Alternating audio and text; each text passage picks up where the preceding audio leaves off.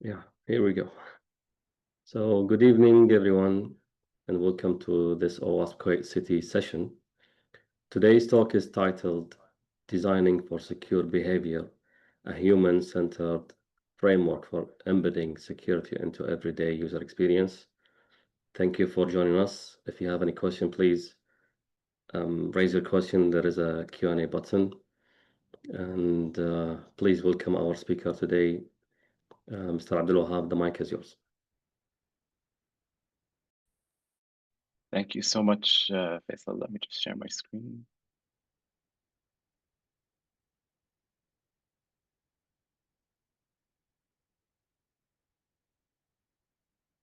Okay, assuming that worked.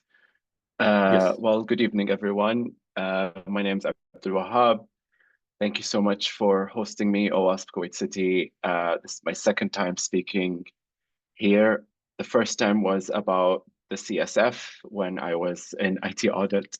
Now I'm talking about designing for secure behavior, especially that considering security and human-centered design is an increasing concern in product management, but there's no frameworks for it yet. It's a very new concern within product management. So I'll start with a little bit of a motivation. Here's an example story. This is Philip Murray. Philip Murray is a cyber professional with 19 years of experience in cybersecurity sales. So very aware of products, very aware of kind of the reasons and motivations why people would purchase a cybersecurity product, either as an individual or as an organization. Despite this, Philip was the victim of a phishing attack himself. Someone posed as his boss, sent him an email, and Philip had just had a baby. He was very tired. The request was using the same language and the same nature of request as his boss, given the financial nature of Philip's job. However, the two anomalies here were the amount and the timing. But because Philip was tired and because the position of authority of the boss weighed more than these considerations, he fell for it. You can click through. I can share this deck and read the story in detail. But regardless, my point here is if someone like Philip, who's a seasoned professional in the field that is supposed to know the most about avoiding phishing scams, if he can fall for this, then what chance does the average user have? And currently, when we analyze this kind of situation, we place the blame on Philip himself. So we think that the end user consented to some kind of transaction taking place when we didn't consider this specific use case for whatever app we're building, whatever digital product we're building. We didn't consider this use case when designing the product in the first place. We just placed the security controls around a finished product. So today, I want to show you how we can design products to include secure behavior in the use cases.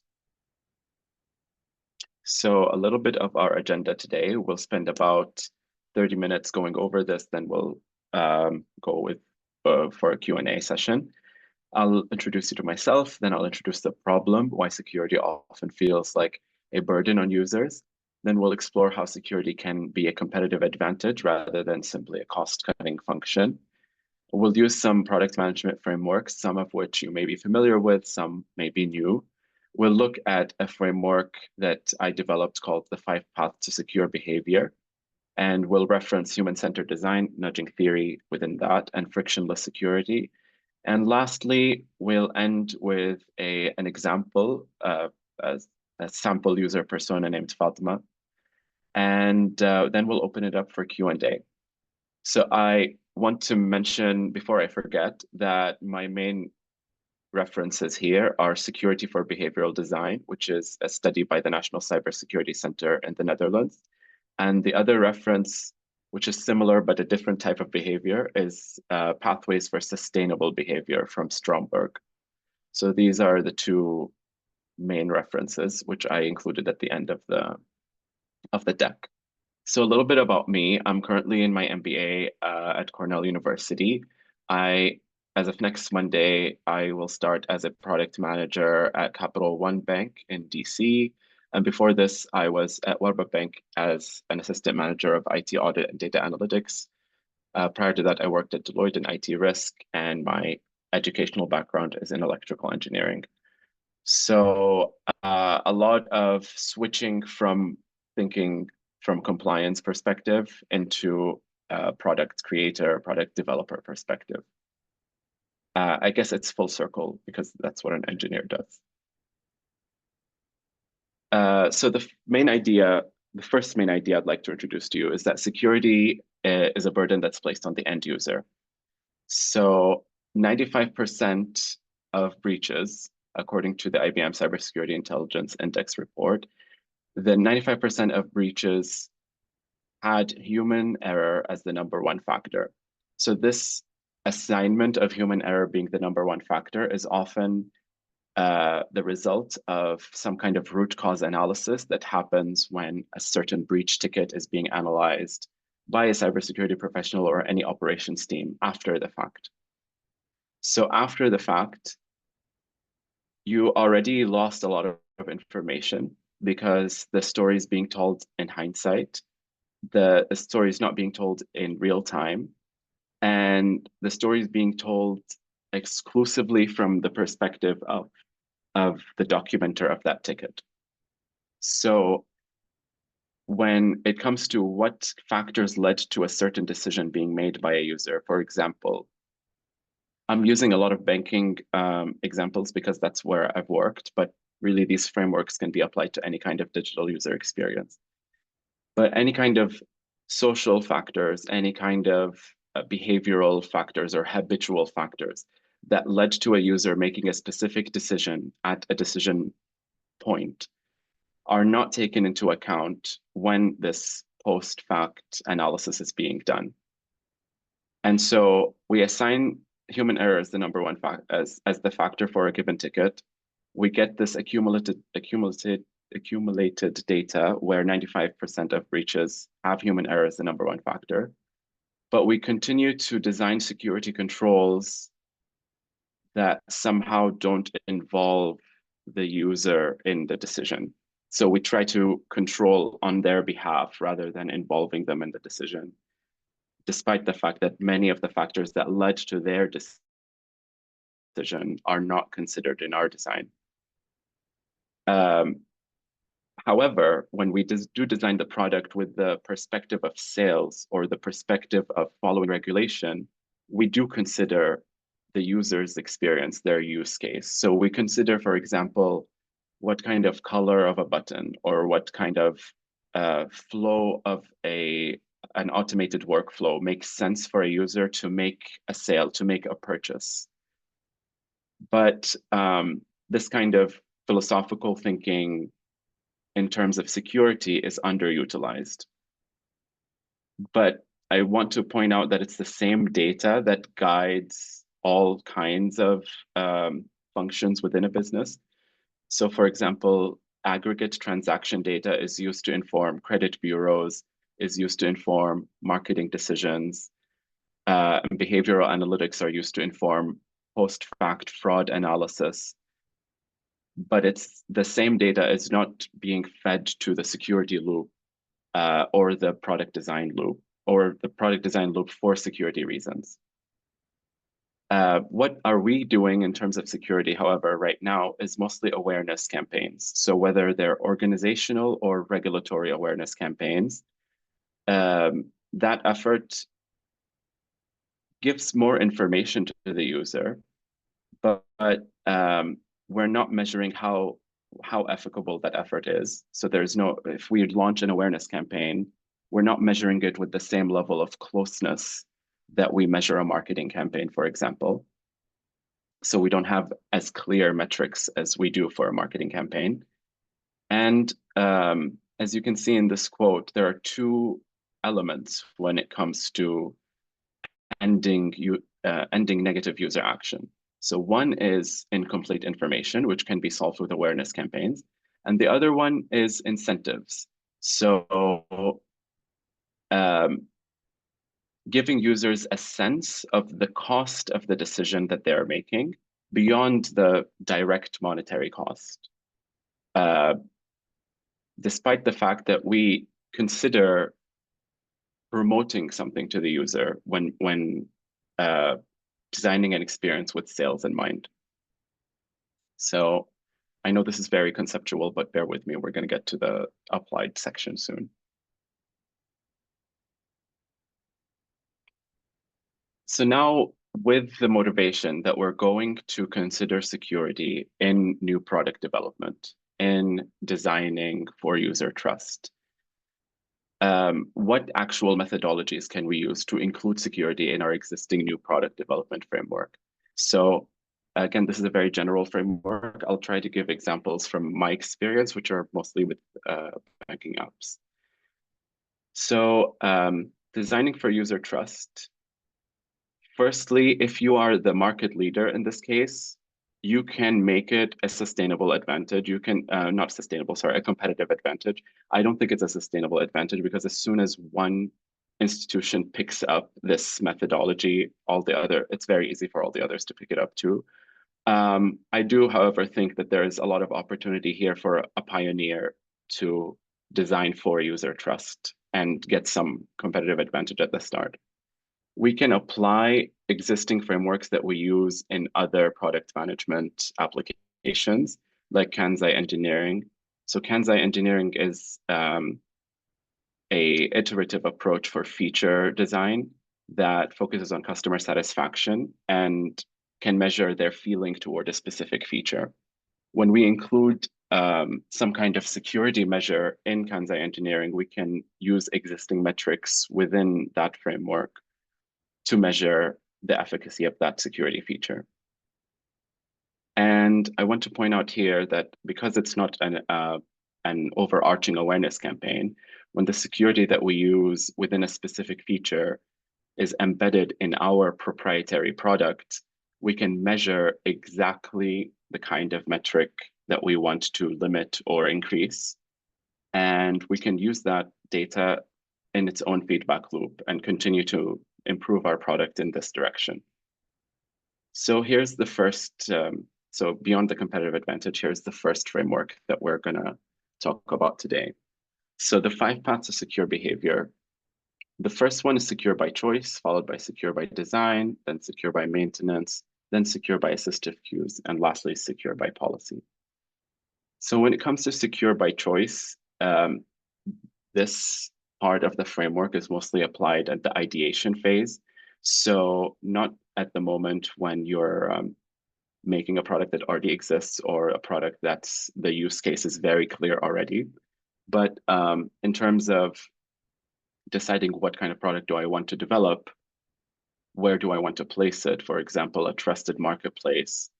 And who do I want to associate with? For example, if my product is a marketplace, do I want to host any kind of shady businesses on my own marketplace? That's just an example. So that's the design choices that we make. So this is very high level. The first step is extremely high level and mostly not relevant for most product managers because you pick up an existing product and you improve on it.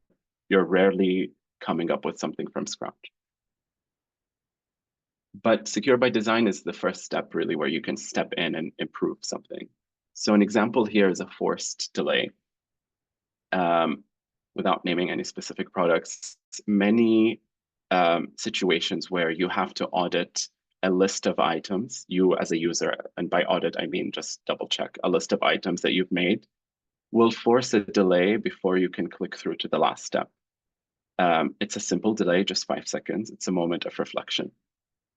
I prefer this over a confirmation prompt, which is the pop-up that says, "Are you sure?" Simply because the "Are you sure?" is one more step for the user, and the whole idea behind product development is that we don't want more friction. But in some cases, a confirmation prompt might be the move if the move that the user is taking is extremely high risk or goes beyond a certain threshold. Thirdly, we have secure by maintenance. So secure by maintenance can be in the form of revoked permissions over time. And in this particular section, because we want to be user-centric and we still want to keep a good user experience, we should revoke permissions on the least basis first.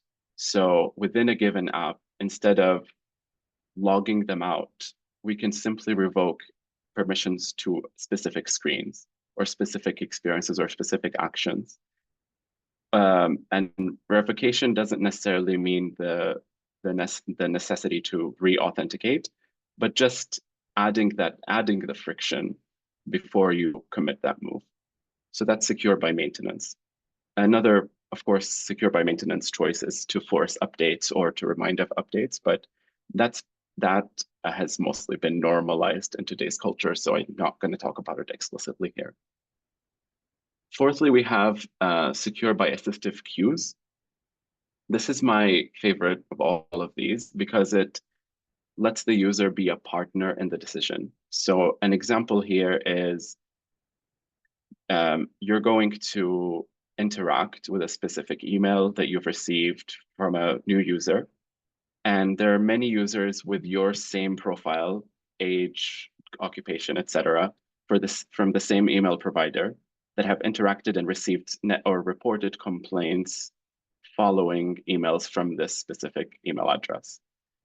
Not enough for that email address to be blocked yet or to be acted on. You being given that information in aggregate, such as 2 users with your profile reported negative impressions of this. It's up to you as the end user. However, it's a message from the digital experience that you're in, to take a moment to reflect and then make the decision accordingly. And lastly, secure by policy. So secure default passwords, etc., but also multi-factor authentication.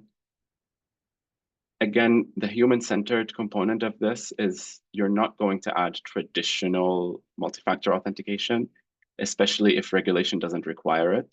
But if you, as a designer, believe that there are additional security concerns on a given step than the regulation requires, then there's much more you can do than an OTP. Wearables, I think, is one example of a severely underutilized device that many people have access to. For example, I can log into my computer and authenticate on several different applications with just my watch. I know that app developers have access to my watch in similar ways that the manufacturer does. So I don't see why that's not being used in more places, in more digital experiences. And instead of OTP, instead of multi-factor authentication that requires some kind of interaction from my end.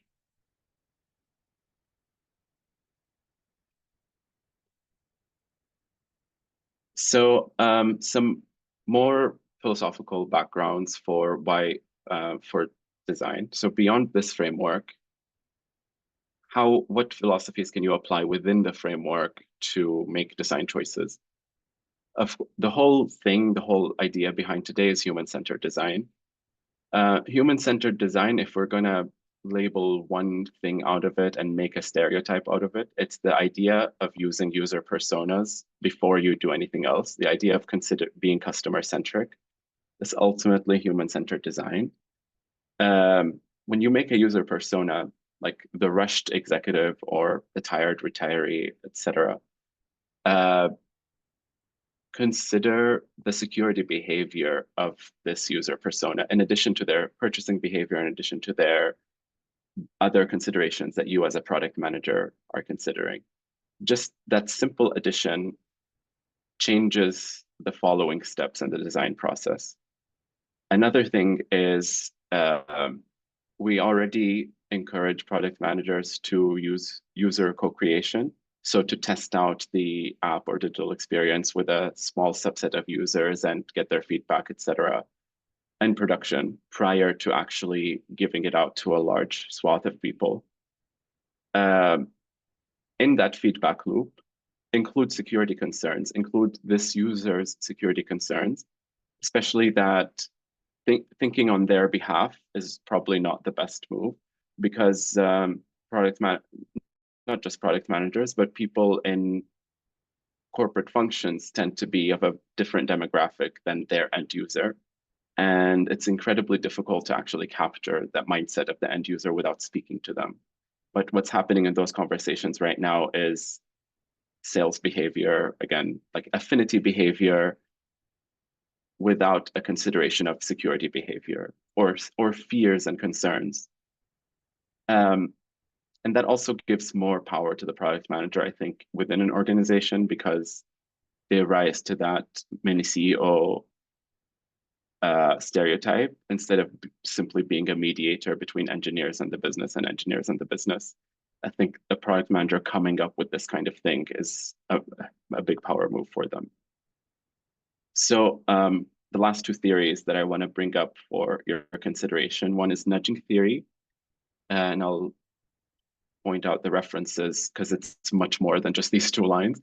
But two main effects in the nudging theory is the framing effect as well as social proof. Social proof is the one that's demonstrated in this example. So approximately 2 other users with a profile similar to yours have interacted with this content. Now, this is a neutral statement. It's just a proof of concept. It's a very bland demonstration. But the idea is we have this data already. It's in aggregate, so it's fair to use. We already share similar forms of this data with credit bureaus. We share it with marketing agencies, depending on the type of data. So we use it on the back end for fraud analysis. We use it for AML analysis. Why don't we share it with the users whenever possible within legal bounds to actually inform their decisions? So that's social proof. We already do this for marketing, again, for sales. So this is just a different angle to look at it. And the last theory is frictionless security. So I'm not a fan of OTP, as I think we've picked up on. Here, wearables are major authenticators, are major authenticators used by the actual manufacturers of those wearables, but they're being underutilized when it comes to digital experiences. That's one form of frictionless security. So just a little nudge on your watch, for example.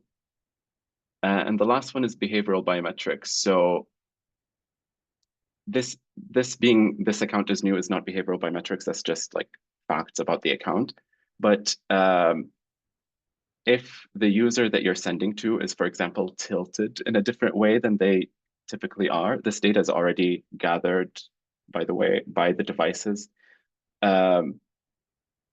If they are behaving differently than they usually are when they make this kind of request, when they initiate this kind of transaction or interaction, you can know that. I mean, any kind of organization that is able to tap into this device's data in aggregate and deliver it between users, of course, in an encrypted and confidential way, that organization will certainly have security as a competitive advantage. Again, this is extreme cases. I would only utilize behavioral biometrics for very high risk transactions, but these are the horror stories that we tend to hear. So they're high impact, but low probability events. So that's really where we're focusing today. And I wanted to give a little example as a proof of concept for the application of these. So here we have Fatma. Fatma is a 67-year-old retired person. She speaks Arabic exclusively. Again, a full persona being developed, but just in terms of security. She wants to transfer 2,000 KD to her son. Her son asked for it on WhatsApp. He lives in a different country. And Fatma has limited tech fluency, and she trusts her son. The idea here is that the phone on her son's end was taken over, either physically, I mean, which happens, or with a cyber attack or any kind of breach. So the language being used by her fake son in this case is very familiar to her. She trusts the transaction. But we moved again from WhatsApp to the banking app in this case. In this scenario, she already filled in the OTP. She's already past that point. She's clicking the last button. And she goes through with it, given the fact that in her particular case, this is not an unusual amount and not an unusual person to receive the request from, especially that the language being used in the text is familiar to her. And if we change the design a little bit, but in a frictionless manner, Fatma enters this screen. She already entered her OTP. There's a delay on the button that is simply 5 seconds. With this data-driven observation, you usually send to this user over the weekend. It is currently not the weekend. An observation that may have slipped her mind, one that is easily accessible with aggregate transactional data between two parties, one that can easily be delivered securely, exclusively to Fatima without anyone else knowing that this is the message that she received. And in case of this delay, she gets to decide. The send button still includes the little icon, but it unlocked after 5 seconds. So it's up to Fatima, but it's one more moment of reflection for her to pause. I know it seems pretty simple, but we didn't just get here without considering the theoretical frameworks that we came through. So that's one option that doesn't involve regulation, but is a consideration of security in product development. Now, before we get to the Q&A, I wanted to give you some parting quotes. The first one is from a study from the Journal of Cybersecurity. Steen is one of my favorite authors. I highly recommend him. He says that our findings show that security campaigns are often focused on education and increasing awareness under the assumption that as long as citizens are aware of the risk and are provided with the information on how to improve their security behavior will change. But there is a lack of published effectiveness studies investigating the direct effects of a government cybersecurity campaign. It's one side. And on the right side, thinking of cybersecurity in a silo as an IT issue is like believing that a company's entire workforce, from the CEO down, is just one big HR issue. So thank you so much. My key takeaway for you today is that secure behavior does not have to be a burden. With the right design, we can make the secure path the easiest path for the user. And I'd love to hear your questions. Thank you, Abdul, for the fruitful session.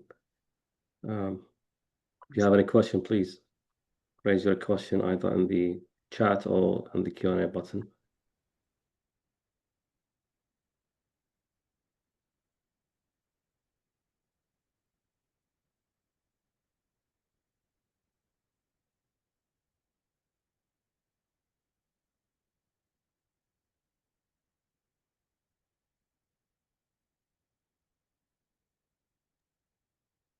Yeah. If you have any question, please, you are encouraged to ask.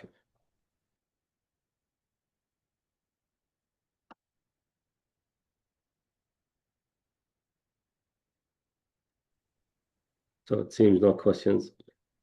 Abdul Wahab, thank you for the fruitful session. Thank you for attending thank you for the audience to attend this session. Inshallah, the session is recorded, and inshallah, I will upload it to our YouTube channel. There's a question from Mr. Chandro. Can you see it, Mr. Abdul No. Wait, oh yeah, no, I see it. Okay. Can you give any example of applications where access revoke applied while user logged in and at the same session? Yeah, well, okay. I'm not going to name the specific product, but the question here is that there is an example of applications where access revoke is applied while the user is logged in and in the same session. So this is an online marketplace, and if you were to make a buy now purchase, it's a different kind of workflow than if you were to make a recurring. So to add a new recurring purchase to your account, that's not for secure behavior, but that is an additional step for that requires an additional step of authentication within the app. It's not complete authentication and logging in, but it is, however, an extra step of friction to confirm that you want to make a recurring purchase rather than, or a repeat purchase rather than a brand new purchase for this online marketplace.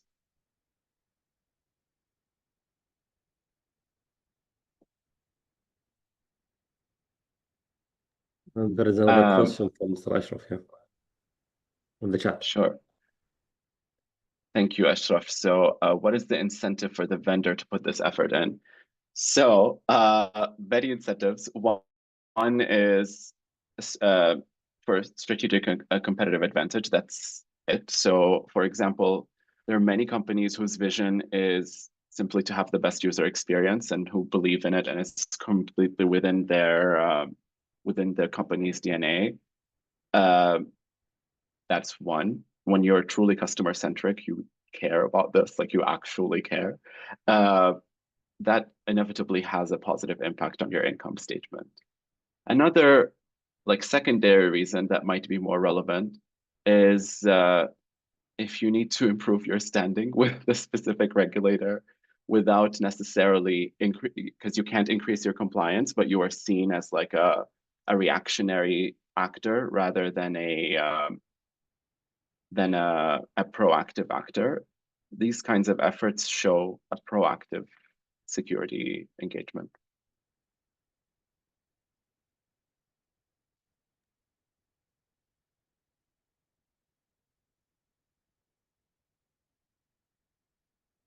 So there is also a temporal workload, a change in habit that needs to be considered 100%. So product managers are in the behavior changing business. I think a good project manager is very aware of that. And the product manager is the only one who is expected to be comfortable with this. Their job is to own the behavior change of the rest of the organization. So no one else really needs to care. But the product manager is the one, ultimately, they're doing a behavior change with their job anyway. So if they were to add this into their consideration, it's a very easy shift for them, just the product manager. Engineers usually fall in line according to the product manager's specifications.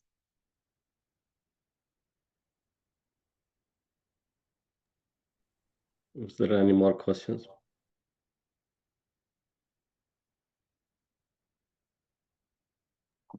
Yeah, so thank you so much for attending the session. Thank you, Abdul Wahab. I will try immediately to upload the recording to our channels. Inshallah, see you in the next session, inshallah. Thank you so much. Thank you so much.